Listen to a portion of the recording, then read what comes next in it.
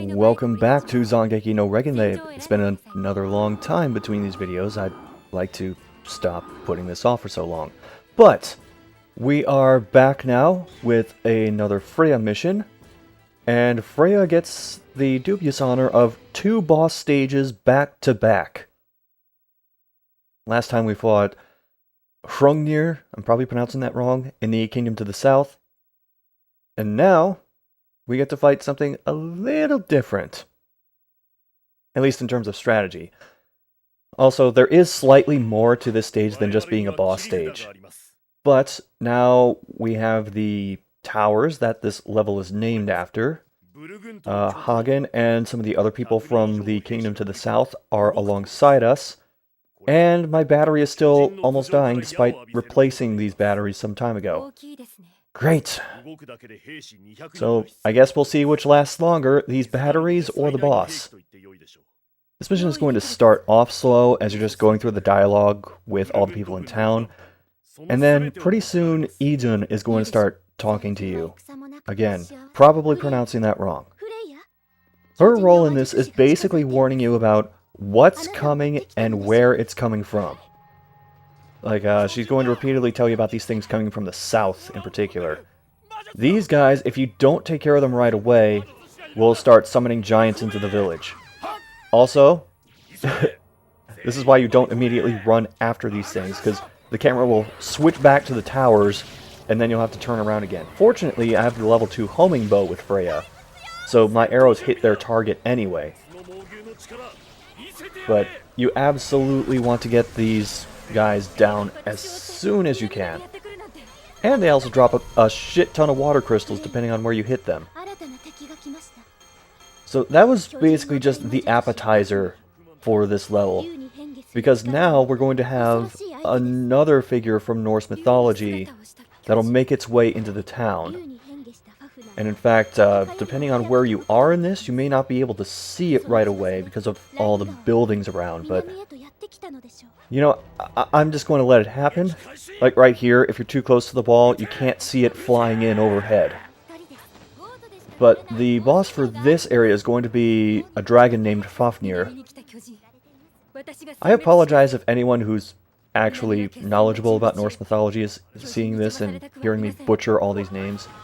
You can see it flying by the castle earlier, but that is the boss for this stage. It's more so just like the second phase of this level. So Fafnir is going to hover around various parts of the town and start blasting fireballs, which track your location, so you gotta keep moving as they're going. Now, you can shoot him in a few different spots, but ideally you would shoot him in the wings, because you can knock the wings off, and that'll cause him to tumble to the ground. Now, the wings do eventually regenerate, but while he's on the ground, he's much easier to hit with closer ranged melee weapons.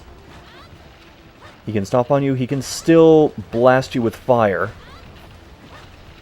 And while he's down, you can try taking off the other wing to try and keep him on the ground a little bit longer. I'm being pretty aggressive while he's on the ground, and there's really not much you can do about him leveling buildings. But I'm being really aggressive about this, and that's actually going to bite me in the ass because he has another attack that he will only do when you're at close range, which is a tail whip. And unlike, say, the Pokemon games, the tail whip is actually pretty effective. Took off a fair amount of my health. But the entire reason I'm doing this is to get in melee shots to help build up my magic gauge again. Because you don't want to be out of magic at the end of this phase, because there is something else beyond it. Now, I know this is probably going to be just shocking, but you can also notice that when he's way up on the ground or way down on the ground, the frame rate is radically different. When there's like almost nothing but the dragon in view, the game runs really smooth. But every other time, no, your frame rate's gonna tank. So you just have to do enough damage to this guy that eventually he flies away. You can't actually kill him at this point. And that's probably going to level a few more buildings. Oops. I think I'm supposed to be protecting you guys. I don't really know. But anyway. This might shock you to learn that the interpretation here is a bit different from how he's presented in the mythology. Of course, that depends on whether you're going for the Wagner version or the classical version.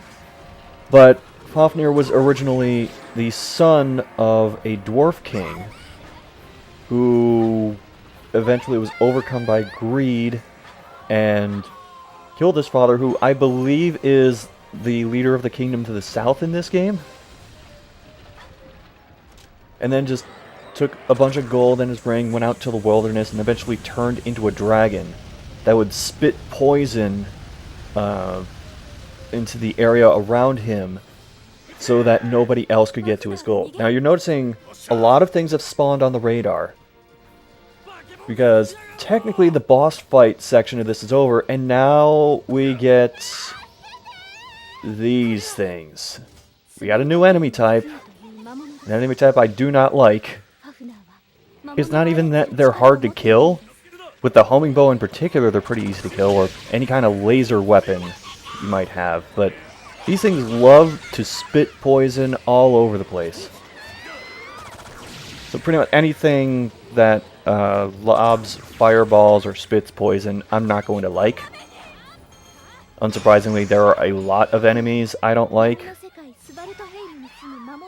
So, I mean, it doesn't help that they're also insect-like. They're like an insect, crab, lobster thing. And they do like to climb on walls.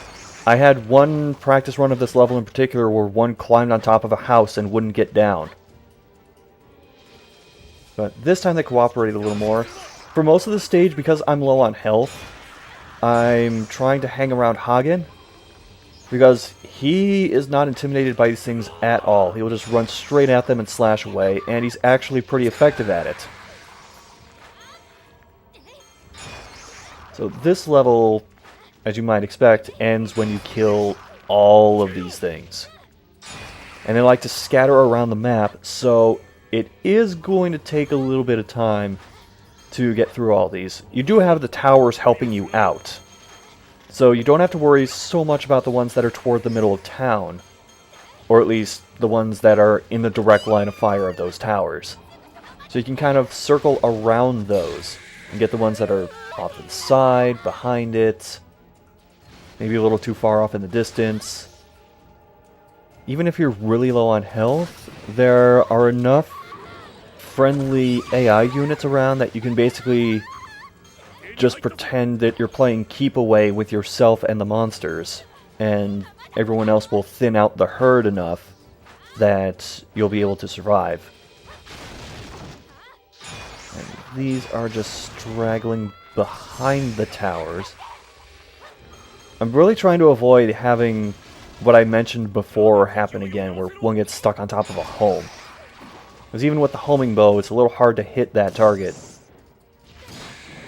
And if for whatever reason you can't tell whether or not you've killed everything, a good indication is that Eden starts talking to you again. She does that a couple points, once when you've like almost cleared out all of them, and then another time once you have cleared out all of them.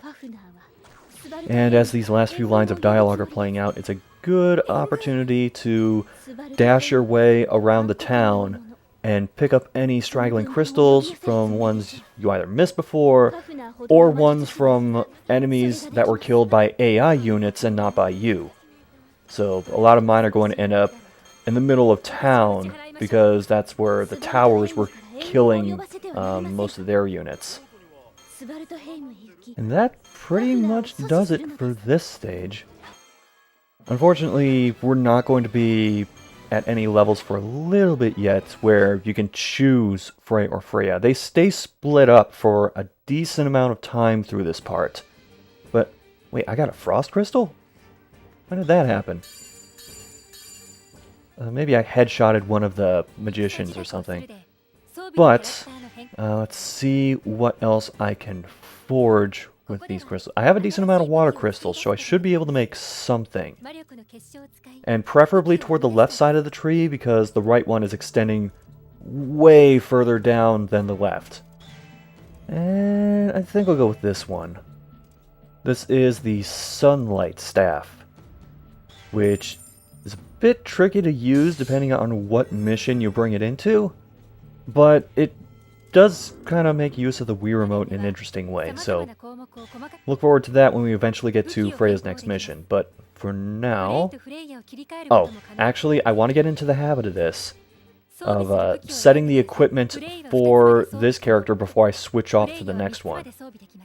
Because I tend to forget what I want to use weapon-wise the next time I get to these characters, so I'm just going to do it in advance. And with that, you know, even if you can't read the kanji, you can still kind of tell that's a sunlight weapon. And I already have Frey's weapons equipped, so next time on Zangeki no Reginleiv, we will catch back up with Frey and see what Sigmund and company are up to.